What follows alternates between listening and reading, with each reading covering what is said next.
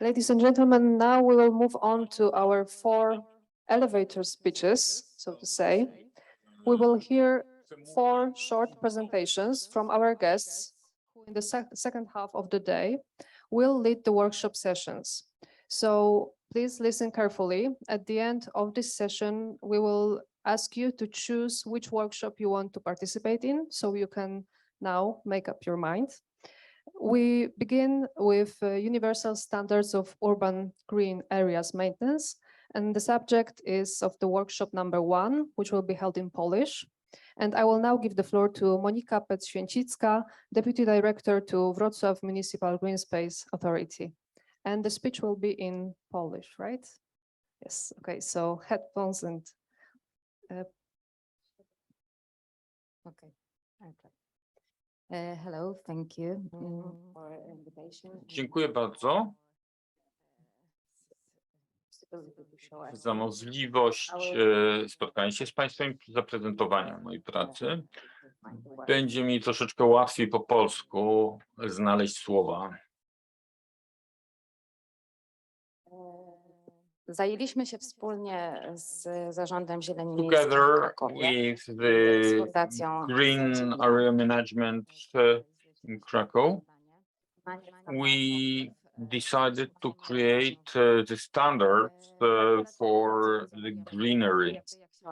So why do we create those standards, and how the collaboration started?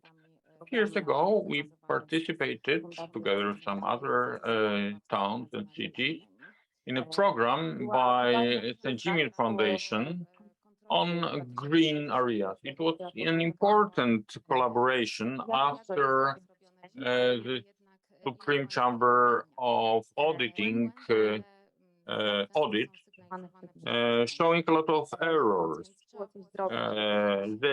Those errors are often pointed out by the inhabitants, and we decided that instead of creation of a lot of mutually excluding documents, we should create something that is very new in Poland and very necessary in Poland. So here you can see picture number of people that participated in this project and the result of our work. So where are we? We know that cities are a site for biodiversity. There are some natural areas where biodiversity should have their sanctuary. However, seeing the usage of chemicals and modern agriculture, the cities are in fact the biodiversity reservoirs. The climate changes make the greenery suffer. So we need to find new methods of helping the plants to cope with the struggle with weather. National issues, no national standards, no competent employees, no licenses, something that we struggle in Poland. We've been struggling for several years. Neighboring countries do have standards. However, Polish standards are non-existent. The former standards are not valid anymore. And very often the greenery is taken care of by people with no competences. And the greenery, when destroyed, is very difficult or maybe impossible to restore. That's why we should create some documents letting those people gain competence. Lack of knowledge and lack of monitoring during construction projects. We employ a lot of employees. Some of them are very young, and they need to supervise the work on site. So we wanted to create a tool to work to communicate with the contractors, to create the checklist for them, odbierać pracę so na that odpowiednim would poziomie. help them to monitor the Baza work.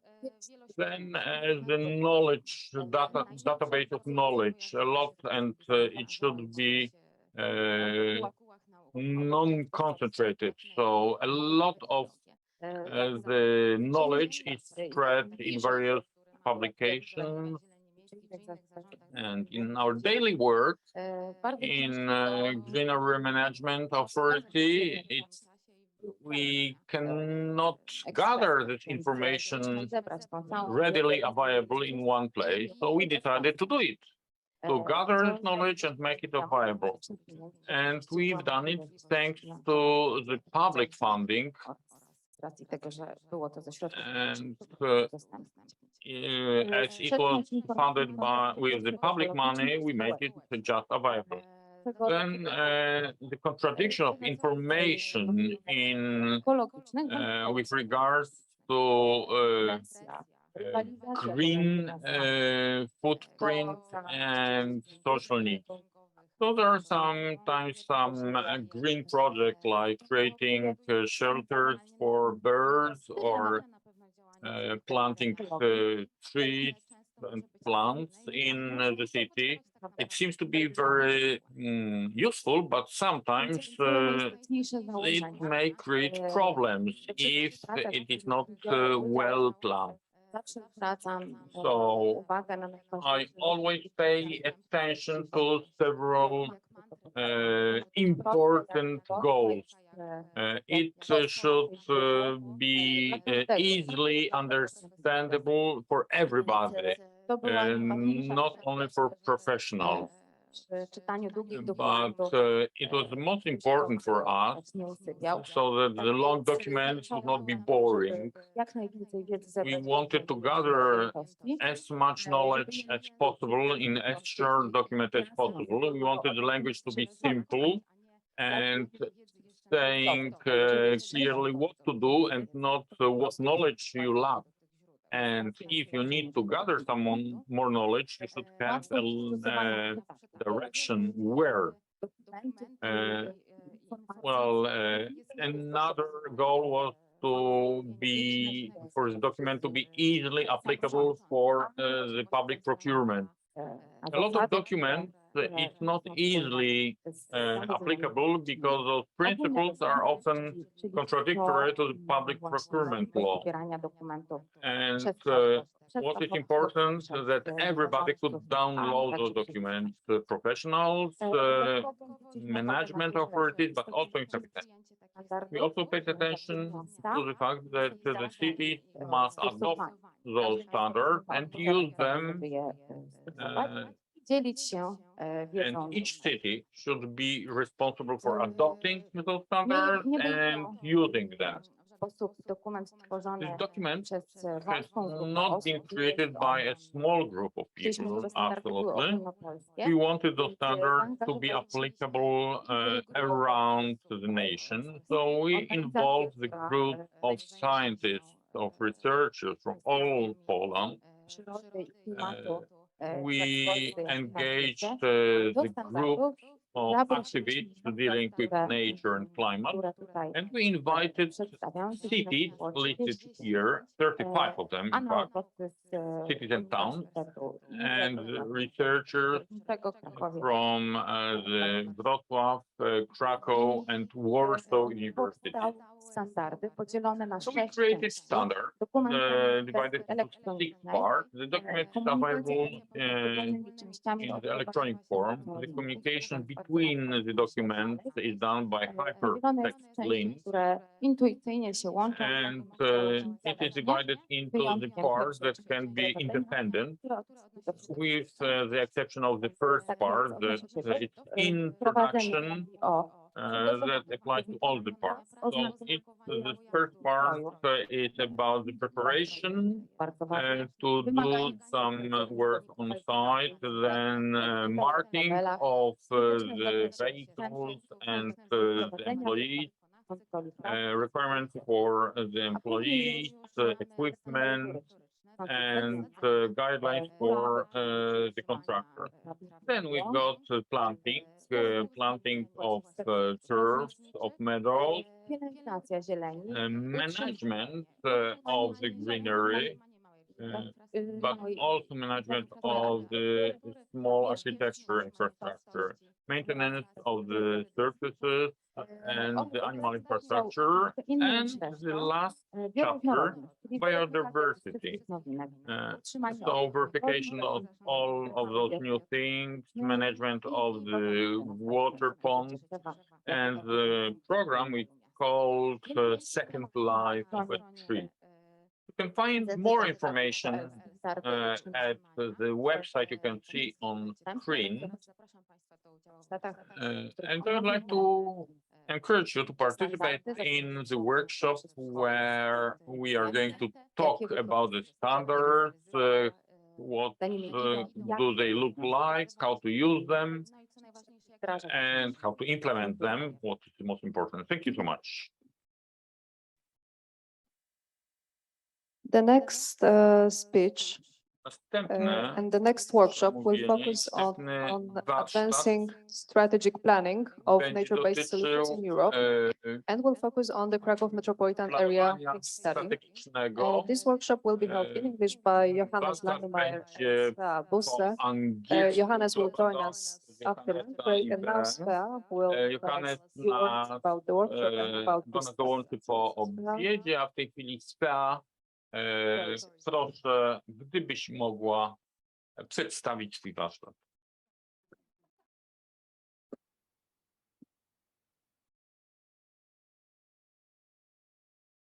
All right, so as you already heard and as you can see, I'm not Johannes Langemeyer. He will be joining us later this afternoon. He's the lead researcher for this project, and we both come from the Institute of Environmental Science and Technology at the at the Autonomous University of Barcelona.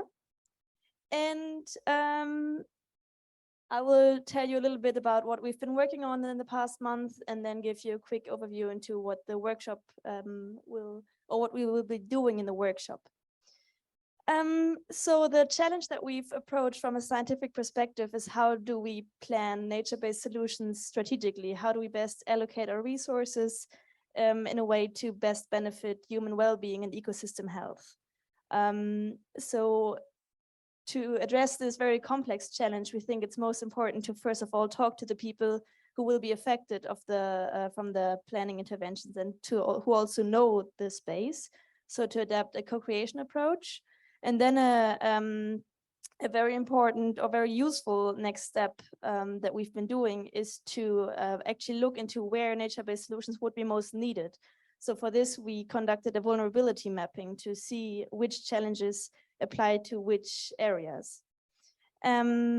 And for this, we've been working together with the Metropolia Krakowska in the last 9 months, which has been a pleasure. And as we've heard already, they've just set up their strategy 2030 to discuss on how to work together in the future for the future. And as we've heard, they would like to, you're moving towards a more coherent spatial planning as well. And this is why we think this is a perfect time as well to jump in and to do this analysis for the whole area. So it also happened to be a perfect timing for me personally, because I did part of this as my master thesis. So I'm very happy to present you some of the results. But I don't want to go too far into detail, so this is just a little sneak peek into what you can see in the workshop later on. But as I said, we conducted a vulnerability mapping. And for this, first of all, we identified the most important challenges that apply to the area by talking to stakeholders. So for example, the challenge of air pollution or heat islands, or in this case, river flooding and runoff. And what we then did is to take these relatively broad criteria and to break them down into very specific indicators that we can actually map on the ground. And so I'm just going to show this to you for this one example here. So at the top left corner, you can see that we included the risk of river flooding. And we also included the runoff coefficient, which shows us areas where there's a lot of runoff generated in heavy storm events when a lot of rain comes down in a short amount of time. But we're not only looking into the exposure to different threats like this, we also take into account the sensitivity of social and ecological systems. So for this case here, we look into the population density, for example, where people live who would actually be affected by flooding events or where critical infrastructure is located. So for example, if we have two locations in which the runoff would be relatively similar, and one is maybe like a big parking lot that is used sometimes for events, but there's no one really living nearby. And the second location where we have the same amount of runoff created is a highly densely populated area, and maybe it is an access road to a hospital or so. Then the runoff that is equal will create more of a negative impact in the second location. So this is kind of like the theory that we've been using. And we've been doing this for 10 different criteria. So what we will be working on in the workshop is that we will be looking into the maps. We will present you the results. We will talk a little bit about it. But of course, we don't want to bore you too long with just giving input. So we also want to speak with you. So as I said, we have identified the 10 most relevant challenges. And we would now like to discuss with you about which of these challenges are more important, maybe compared to others. So do we rather want to focus on tackling the problem of heat islands or the runoff problem or so? Because nature-based solutions can often have co-benefits and tackle different things at the same time, but still they're usually targeted to like some of these aspects and not 10 of them at the same time equally well. So we will be using what is called a pebble distribution method, where you get to distribute little pebbles, or in our case, little beans. And then in the second part, we want to get into a more open discussion with you to hear about how vulnerability mappings like this can be useful for planning and how it can be adapted into different contexts as well. Yeah, and that's basically already it. I keep it short. Yeah, this is how it's gonna look like. Yeah, so if you're interested in looking into how to plan for nature-based solutions from a spatial perspective, maybe also taking a bit of a justice viewpoint, or you would like to just come and play with our little beans, then you're very welcome to join us later in the workshop or talk to us in the breaks. This is how you can reach us, and looking forward to see some of you later.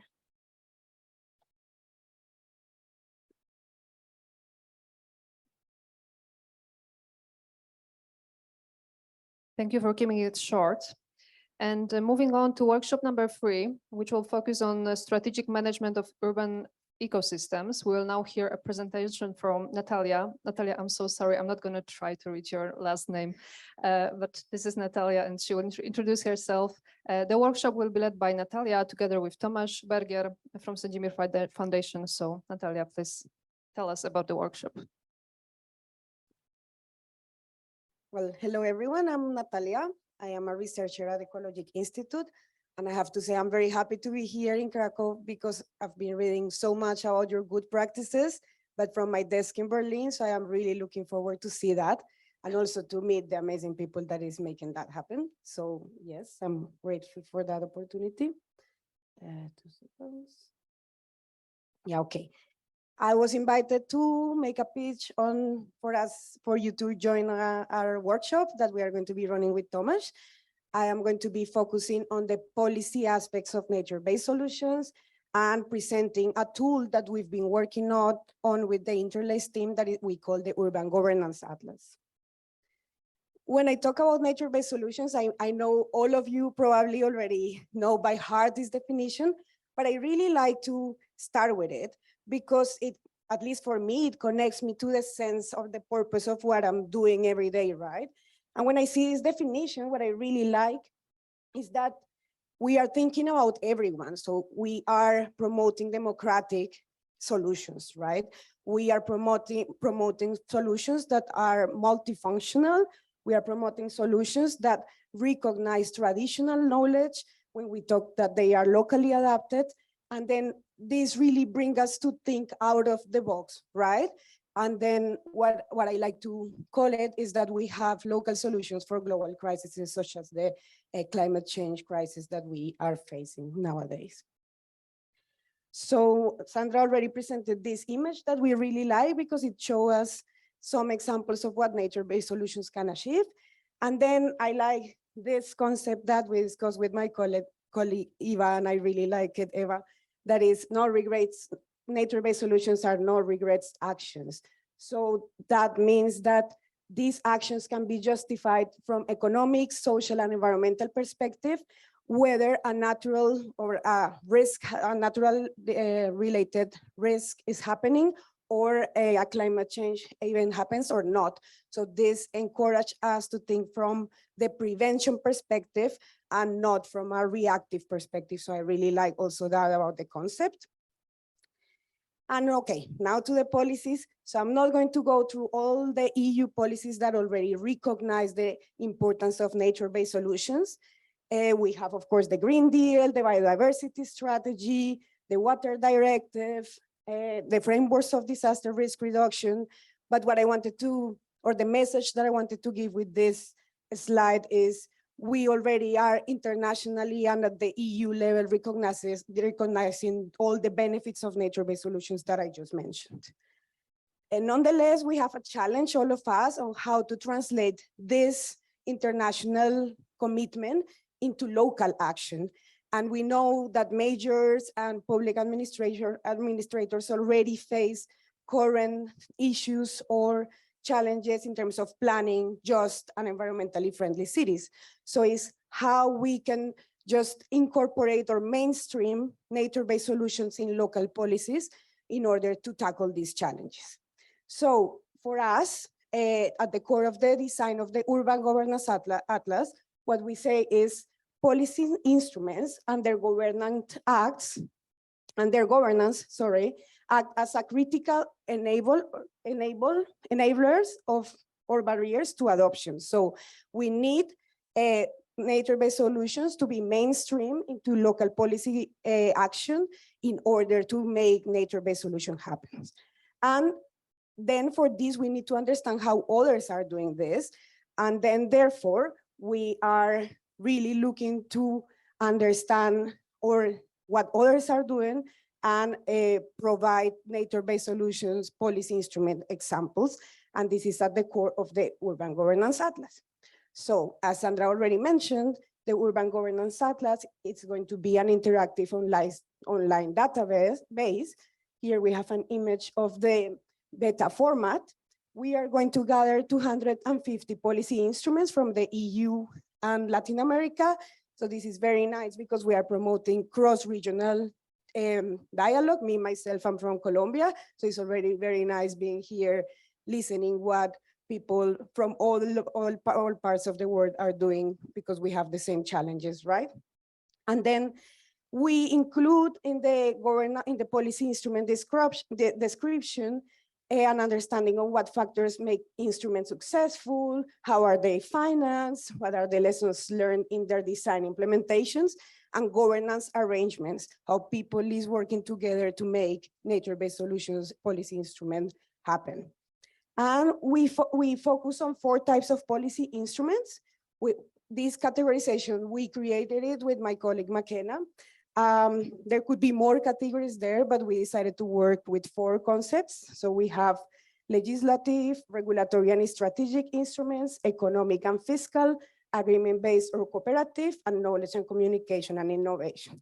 I'm going to pass very fast through the next slides, but I wanted just to show a bit like the type of instruments to encourage you to start having ideas for our workshop, because what we are going to do there is to just pick your brains in terms of the examples that you already know that you are working on or that you know of, and to talk a bit on the challenges that we are still facing in terms of implementing these policy instruments. So we have, and I also have some photos of the beta version of the Urban Governance Atlas that that already, as I said, we already have a lot of examples of Poland and Kraków.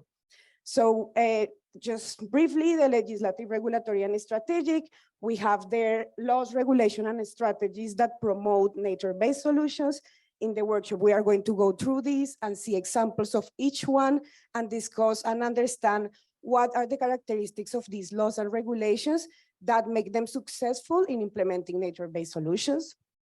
The economic and fiscals, where do we find the money for implementing nature-based solutions? We are going to show you examples on how other cities are doing this, what type of disincentive, pavements, subsidizes, incentive, financing mechanisms are they using to make or to finance nature-based solutions. Agreement-based or cooperative, I really like this one, and more if we, since we are here in a metropolitan area, how people and municipalities are working together to make nature-based solutions happen. So we also are going to talk about this on our workshop. And the knowledge communication and innovation, bottom-up strategies that were pushed by the community, but that the government recognizes and promotes. And then we are going to see these type of examples there. This is the park of Las Vegas in Puerto Viejo. And yeah, I just had the opportunity to be there, and it's very interesting to see how a nature-based solutions can really change or can really change the environment of a city. Yes, so to finish, we invite you to come to our workshop. It's going to be fun. Tomasz and I thought about some really interesting questions to make you think, to make you reflect, to think together about what other cities are doing, to share our experiences, to reflect on challenges and opportunities. And of course, we encourage you from now to, if you haven't done so yet, to share the experiences of your city, of what you are doing in your policy instruments, to contact the INTERLACE team, and then to be part of the Urban Governance Atlas, because that's one-in-a-kind tool that is going to show to the world what cities are doing. Thank you. Thank you very much. I don't know how about you, but I feel it's going to be a very difficult choice at the end of this part. And now, last but not least, workshop number 4 will focus on public participation in urban ecosystems management. And I would now like to give the floor to Katarzyna Rajska-Łużna from Kraków Municipal Greenspace Authority.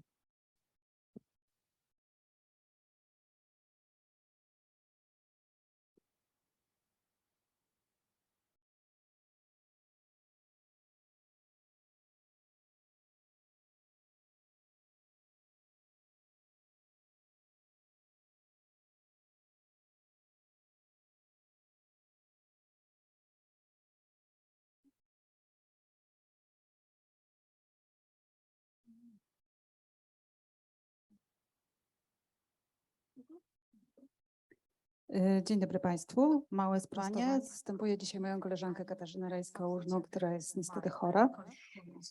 I w jej imieniu przedstawię prezentację, którą dla Państwa przygotowałam. Moje nazwisko to Agnieszka Królik. Jestem pracownikiem Zarządu Zieleni Miejskiej. Pracuję w Zespole Rozwoju Terenów Zieleni. Opowiem Państwu o dokumencie polityki miasta w zakresie długoterminowej polityki miasta. So it's long-term municipal policy in the area of developing green areas. Kraków has such a document which translates into many different activities. Here it influences local zoning projects and study. This document has been prepared in a very quite participatory idea and with very high participation of the society. We wanted the society to involve the society, so we wanted to learn more about the city based on feedback. This document consists of a descriptive part where a number of analyses have been made, some conditions were analyzed, so ownership, planning areas, but the heart of the document is database, spatial database. It contains a number of items, attributes, which are updated on a current basis. And It includes also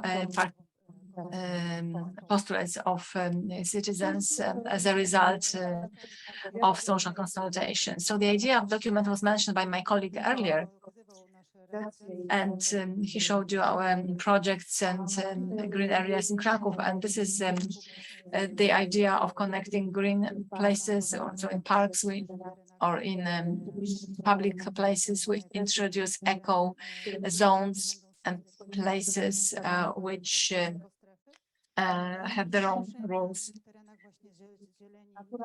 So we have natural green, and we introduce infrastructure to make such areas available to citizens. And so we let citizens to meet natural places, green places in Kraków. This document was prepared in stages, and it was filled with social consultations. Social consultations were made into three stages, quite extensive. And I can tell you about the whole process, what it looked like, and what was the contribution of the local community.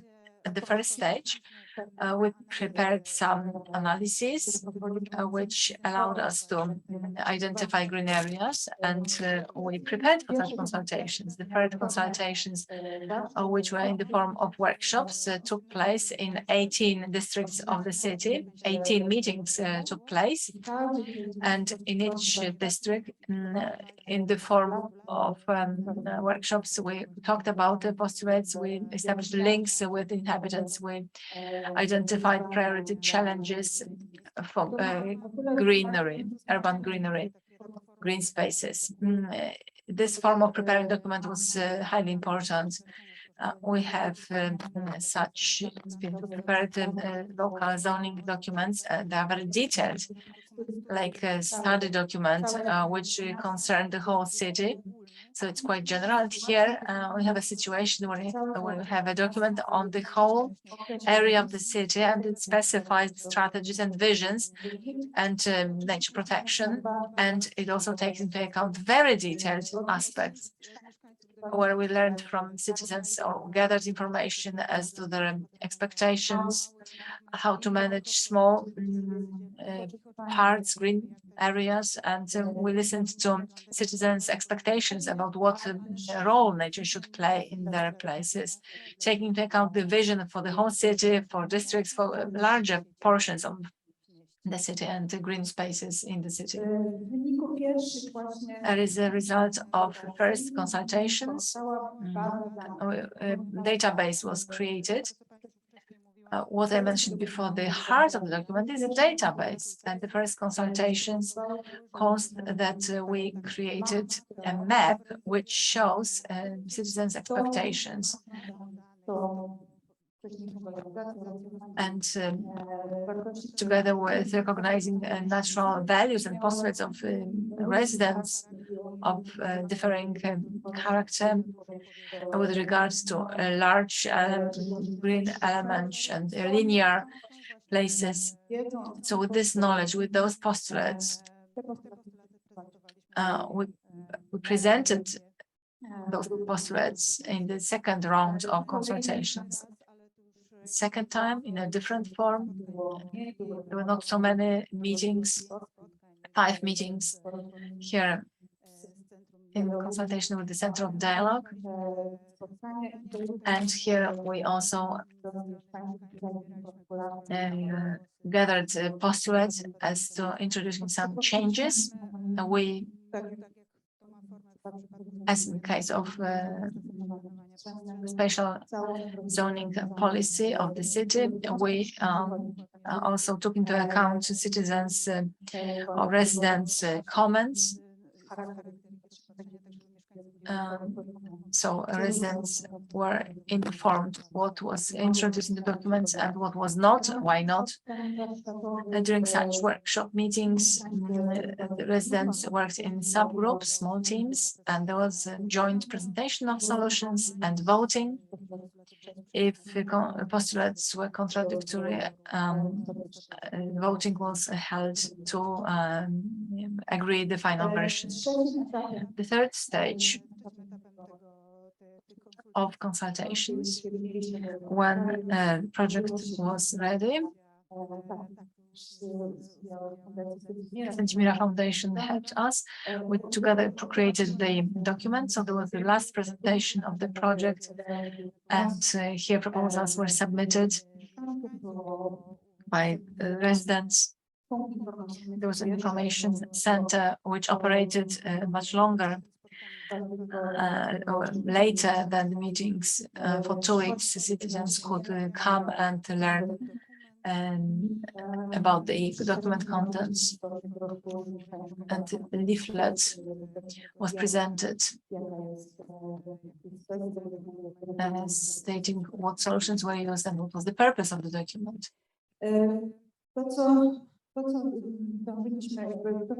What I want to emphasize, what we noticed, is the role of citizens in shaping the vision of the city. I talked about feedback and social needs and threats, risks, or expectations on the local level. But we discovered a huge social potential. And also, we knew that residents knew a lot about the group of residents that attend meetings was very big, and they were helpful to create the document. The areas we indicated in the document, apart from other elements, conditions, areas were indicated by residents many times. The concept of the residents were co-authors. One of the residents presented their project, which was introduced into the documents. He specified 3 green rings surrounding the city, and we used this idea into the document. Several photos from social consultations, work in groups. The last issue, as I mentioned, database, directions of developing green areas. This is the heart of the document. It includes attributes specifying all parameters with regards to the destination of green areas, how to develop, also postulates residents